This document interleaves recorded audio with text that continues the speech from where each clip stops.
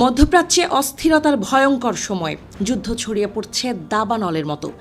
যে অস্থিরতার আশঙ্কা বিশ্ববাসী দীর্ঘদিন ধরে করছিল, তারই এক ভয়াবহ প্রতিফলন ঘটল পারস্য উপসাগরীয় দেশগুলোতে।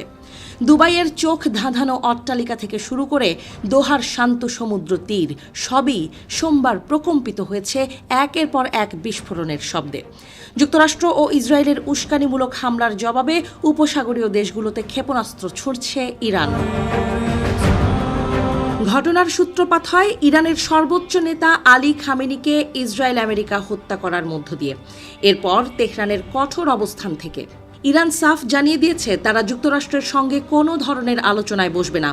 এই অনমনীয় বার্তার রেশ কাটতে না কাটতেই সোমবার দুবাই, আবুধাবি এবং দোহার মতো গুরুত্বপূর্ণ শহরগুলো বিস্ফোরণের শব্দে কেঁপে ওঠে। শুধু উপসাগরীয় দেশগুলোই নয়, ইরাকের এরবিল বিমানবন্দরের কাছেও বিকট শব্দ শোনা গেছে, যেখানে মার্কিন নেতৃত্বাধীন জোটের সৈন্যরা অবস্থান করছে। ড্রোন ও ক্ষেপণাস্ত্র হামলার এই আতঙ্ক মুহূর্তের মধ্যেই ছড়িয়ে পড়ে পুরো মধ্যপ্রাচ্যে। এমন পরিস্থিতিতে কুয়েতে অবস্থিত মার্কিন দূতাবাস থেকে জারি করা হয়েছে জরুরি সতর্কতা। মার্কিন নাগরিকদের উদ্দেশ্যে দেয়া বার্তায় বলা হয়েছে, ক্ষেপণাস্ত্র ও ড্রোন হামলার হুমকি এখনও বিদ্যমান।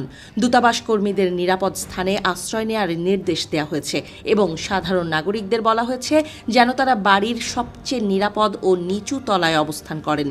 জানালা থেকে দূরে থাকা এবং ঘরের বাইরে না যাওয়ার জন্য কঠোর নির্দেশনা দেওয়া হয়েছে। এই সতর্কতা মধ্যপ্রাচ্যে অবস্থানরত বিদেশি নাগরিকদের মধ্যে চরম উদ্বেগ সৃষ্টি করেছে। এমনকি দূতাবাসের স্বাভাবিক কার্যক্রমও সাময়িকভাবে বন্ধ রাখা হয়েছে। এই সংঘাতের প্রভাব সরাসরি পড়েছে আন্তর্জাতিক বিমান চলাচলের ওপর। আকাশপথ অনিরাপদ হয়ে পড়ায় কাতার এয়ারওয়েজ তাদের সমস্ত কার্যক্রম সাময়িকভাবে স্থগিত ঘোষণা করেছে। কাতার সিভিল অ্যাভিয়েশন অথরিটি আকাশপথ পুনরায় নিরাপদ ঘোষণা না করা পর্যন্ত কোনো বিমান উড্ডয়ন বা অবতরণ করবে না বলে জানানো হয়েছে। ভারতের আকাশা এয়ারও ৩ মার্চের জন্য আবুধাবি, দোহা, জেদ্দা, কুয়েত এবং রিয়াদগামী তাদের সমস্ত ফ্লাইট বাতিল করেছে।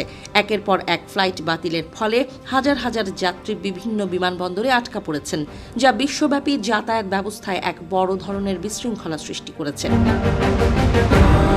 এদিকে মার্কিন প্রেসিডেন্ট ডোনাল্ড ট্রাম্পের পক্ষ থেকেও এসেছে কড়া হুঁশিয়ারি। তিনি জানিয়েছেন, লক্ষ্য অর্জিত না হওয়া পর্যন্ত ইরানের ওপর হামলা অব্যাহত থাকবে।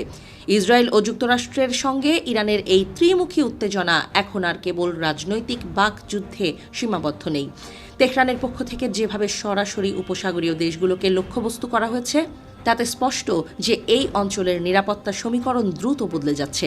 ভূরাজনৈতিক এই অস্থিরতা বিশ্ববাজারে জ্বালানি তেলের দাম থেকে শুরু করে আন্তর্জাতিক অর্থনীতিতে বড় ধরনের নেতিবাচক প্রভাব ফেলতে পারে বলে মনে করছেন বিশ্লেষকরা।